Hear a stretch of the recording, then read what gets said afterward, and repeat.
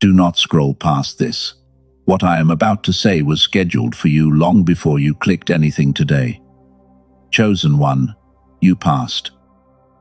The test is over. I need you to hear that in your body before your mind argues with it. The season of lack that made you doubt your own calling was never poverty.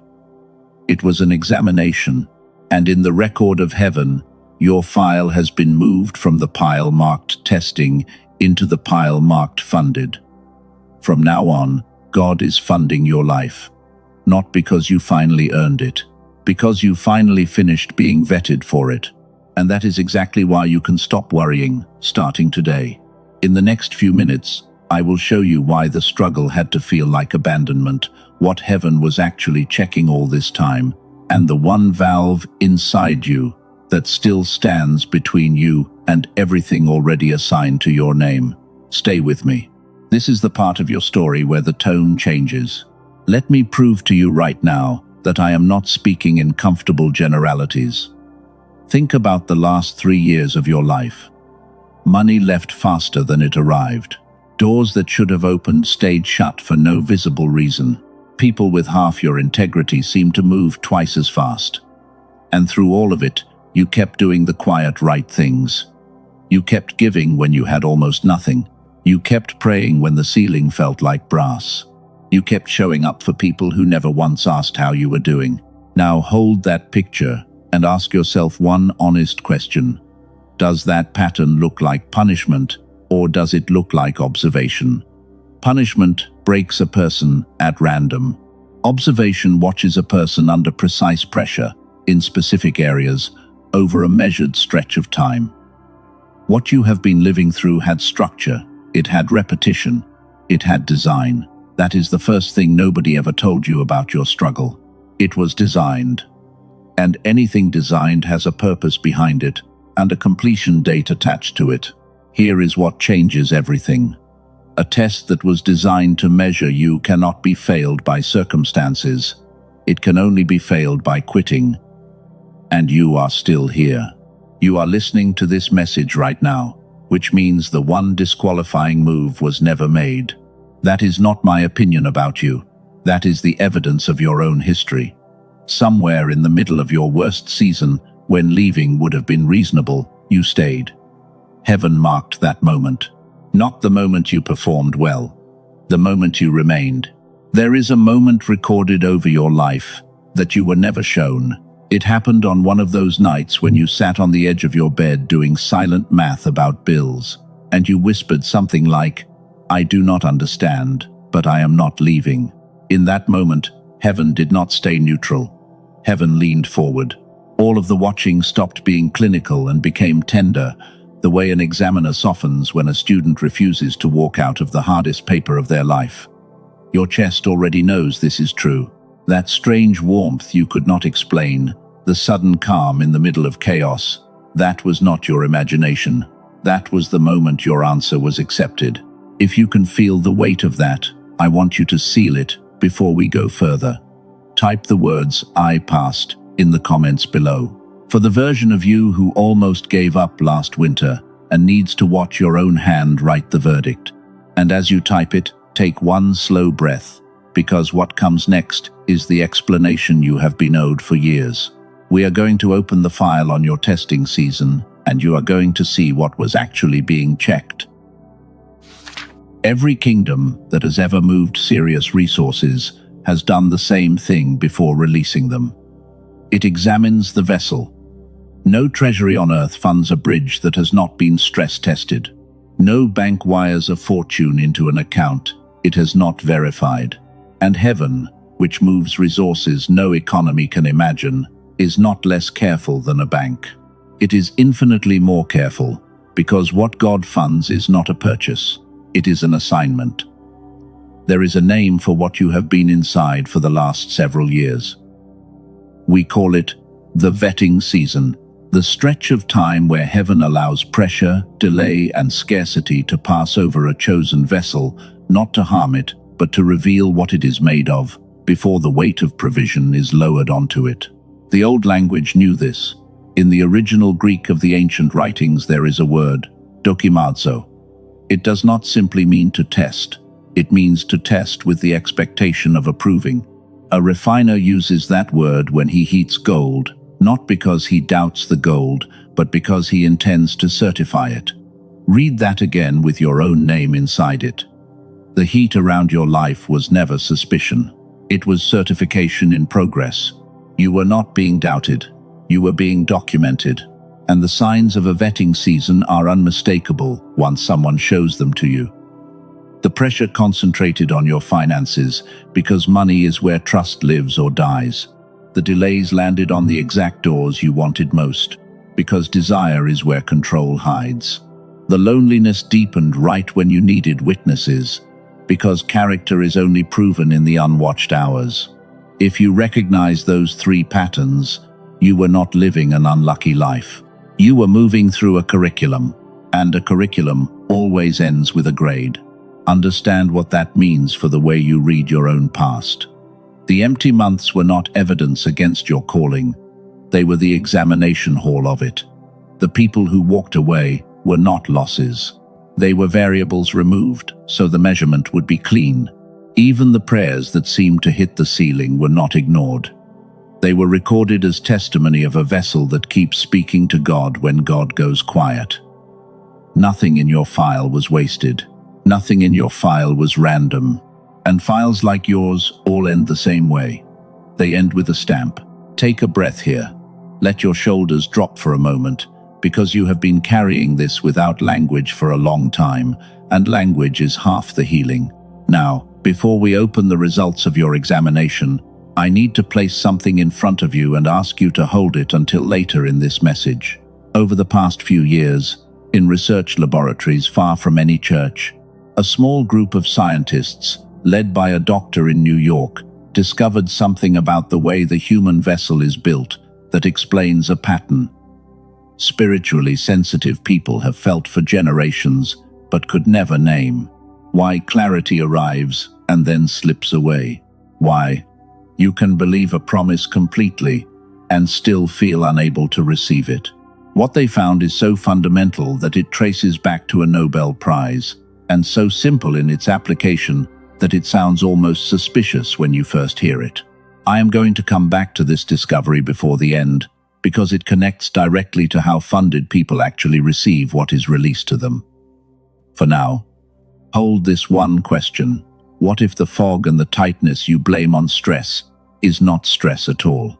What if something was quietly taken from you and can be given back? So, let us open the file. What was heaven actually checking during your vetting season? Because it was not checking what most religious voices told you. It was not counting your performance. It was not measuring how loudly you believed. The examination had 3 lines on it, and every one of them will explain a year of your life. The first line was faithfulness in small things. Not because small things matter for their own sake, but because provision multiplies whatever pattern it lands on. If a person is careless with $100, funding does not fix that person. It magnifies them. So heaven watched what you did with almost nothing. And here is what the record shows. You shared out of scarcity. You kept your word when keeping it cost you. You handled other people with care in months when nobody handled you with care at all. That is the exact signature of a vessel that can be trusted with weight. The second line was your response to silence. Anyone can walk with God when answers arrive on schedule. The vetting season deliberately withheld feedback because the treasury of heaven cannot rest on a person who needs applause to stay in position. You stayed in position, bruised, confused, muttering some nights, but in position. The examiners were not offended by your questions. Questions asked from inside the room are called wrestling. Only leaving the room is called quitting. The third line, and this is the one almost nobody survives, was how you treated others while you were empty. Bitterness is the most natural response to watching everyone else get blessed. And yet, you kept blessing people from an empty tank. You encouraged friends whose prayers were answered before yours. Heaven weighs that behavior the way a jeweler weighs diamonds, because generosity under lack is the rarest material in the human soul. You carried it without knowing you carried it. Now watch what happens when the three lines come together. Faithful in small things, steady in silence, generous while empty. That is not a description of someone who needs to be tested further. That is the completed profile of a steward. This is the first thing I need you to take from this message, and it is worth more than the money itself. The struggle was never about whether God had resources. It was about finishing your profile. And a finished profile changes your standing permanently. If that just reframed years of your life in a single minute, mark this moment. Type "the test is over" in the comments, because declaring a verdict out loud is how a verdict moves from information into identity. And let yourself see it for a moment.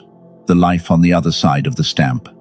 You wake up, and the first thought is not arithmetic. Bills are handled quietly, on time, without ceremony. There is margin in your week to sit with people you love without watching a clock.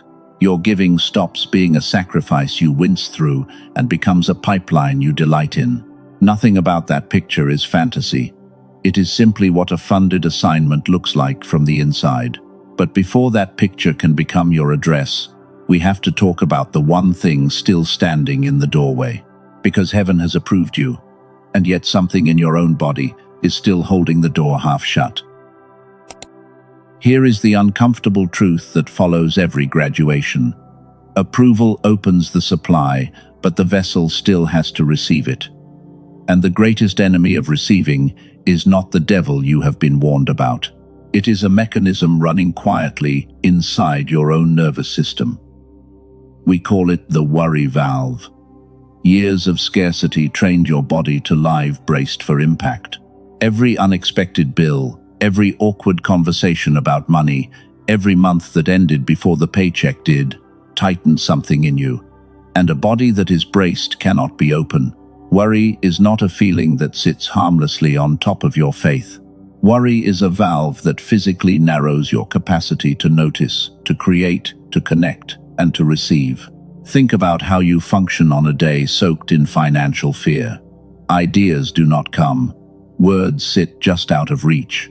Opportunities walk past you unrecognized because your attention is locked on threat. Now compare that to the rare afternoon when the pressure lifted for an hour. Suddenly you saw solutions that were sitting in plain sight all week. Nothing outside you changed in that hour. The valve opened, and everything already present became available. That contrast is the entire secret in miniature. Provision is not only sent, provision is perceived.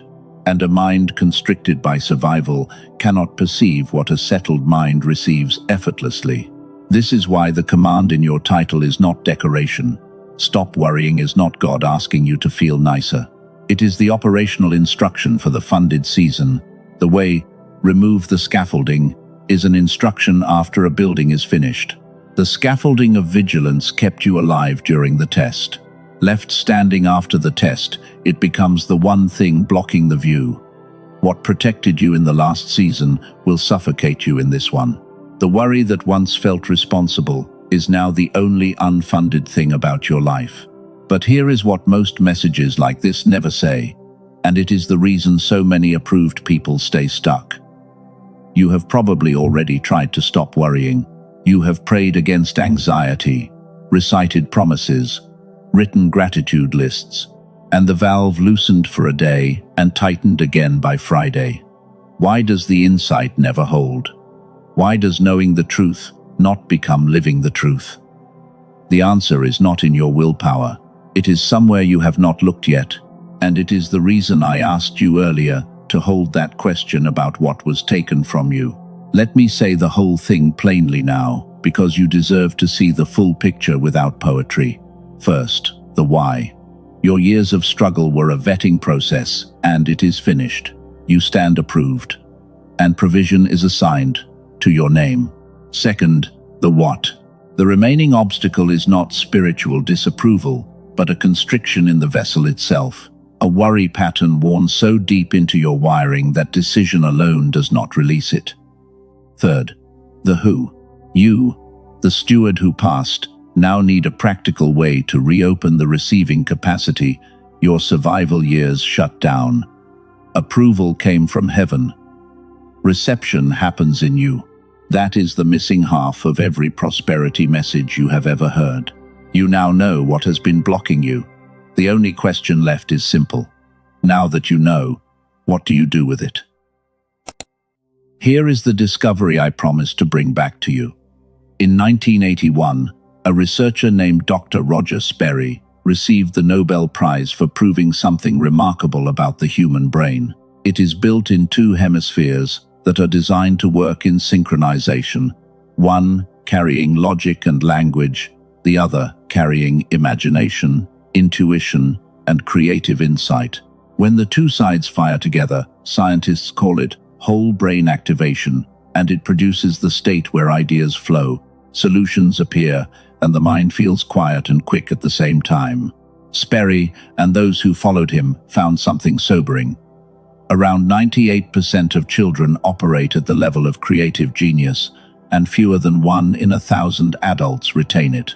Modern life, chronic stress, and years of survival pressure gradually pull the hemispheres out of sync. Not spiritual failure, physiology. The worry valve you just learned about lives here, in the measurable drift between the two halves of the vessel you receive with. A woman from California described what her version of that drift felt like.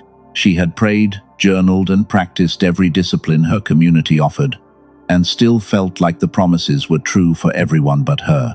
10 days after she found what I am about to describe, she said the static cleared, and for the first time in years, she could feel the reality behind the words she had been repeating. A man from Texas put it in more practical terms. He had spent years providing for everyone, while his own mind grew foggy and slow.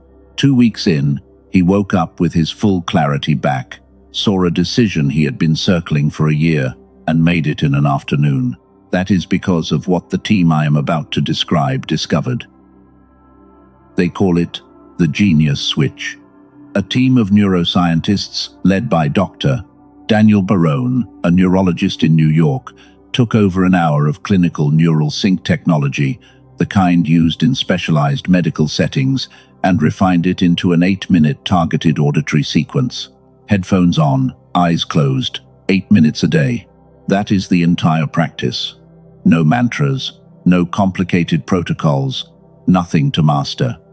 It works beneath your awareness, gently guiding both hemispheres back into the synchronized state you were born with. It is not another motivational recording, and it is not the wave-based tracks you may have already tried and abandoned. It is a restoration of the receiving condition itself. And I will be honest with you, the genius switch is not for everyone. It is for the chosen one who has finished the vetting season and refuses to let an old survival pattern strangle a new supply. When colleagues first heard what it does, they said it could sell for $500 and be worth it. The official page lists it at $49, but through the link connected to this message, it is currently $39, and it comes with 4 free gifts: a guided visualization from a top-rated creator, a smart grocery guide for clearing brain fog, a classic manifestation book over a century old, and a beautifully designed habits infographic. There is a warning on the page that the price will increase, and I cannot promise what it will be tomorrow. Every copy carries a 100% ironclad money-back guarantee, no matter how many times you have listened. If it does not open what worry closed, you simply ask and receive every dollar back. One caution: it exists only on the official page, never on any marketplace or app. The link is in the description and in the pinned comment. If your spirit resonates, go there after this message ends. And hear me clearly. This is a tool, not a toll booth. Heaven is not selling your inheritance back to you. Nothing about your funding depends on any purchase. Some vessels simply want the fastest road back to open. Whatever road you choose, the restoration itself is not optional, because a funded life flowing into a closed vessel blesses no one. So before this message ends, I am going to speak something over your life, and I want you to do one final exercise with me. So the valve opens today, right here, before you stand up. Close your eyes if you are able. Picture your worry as a hand, your own hand, clenched around a garden hose while the water is already on. Feel how familiar the clenching is, how it believes it is protecting you. Now hear the verdict again. You passed. The inspection is over. Nothing is coming to break you. And as those words land, watch the hand slowly open, finger by finger, until the water moves freely. Notice what happens in your chest as it opens. That loosening is not imagination.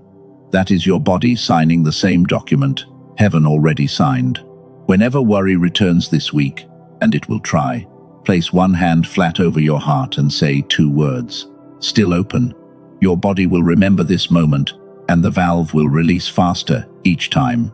Before the declaration, receive this picture and keep it. See yourself 90 days from now, sitting at the same table where you once did midnight arithmetic. There is a notebook open, but the numbers on the page are plans now, not emergencies. Someone you love laughs in the next room, and you notice that your shoulders are down, your jaw is loose, your breath is long. An idea arrives, clean and whole, the way ideas came when you were a child. You reach for it without fear. That is not a fantasy to visit. That is the address you are moving to, and every open-handed morning between now and then is a step of the move.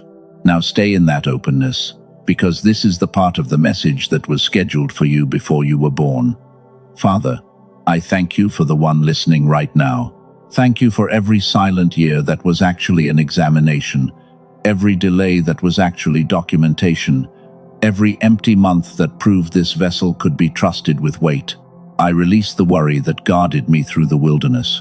I release the bracing in my chest that thinks the next disaster is already scheduled. I release the shame of the years that looked like failure and were actually training. I release the habit of asking whether I am enough, because the examiners have already answered. And now lift your head and declare this with me, out loud if you can. I am not on trial anymore. I am a steward, approved and assigned. I am funded from this day forward, not by luck, but by the one who tested me and found me faithful. Provision is not chasing me, it is assigned to me. My mind is clear, my hands are open, and my season has changed. If that declaration is yours, seal it in the comments with 3 words, from now on.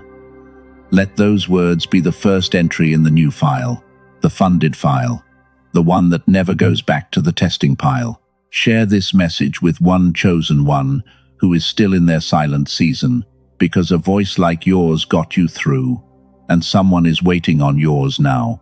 You did not stumble into this message. You were summoned to it, on the exact day the verdict was ready to be read. The test is over.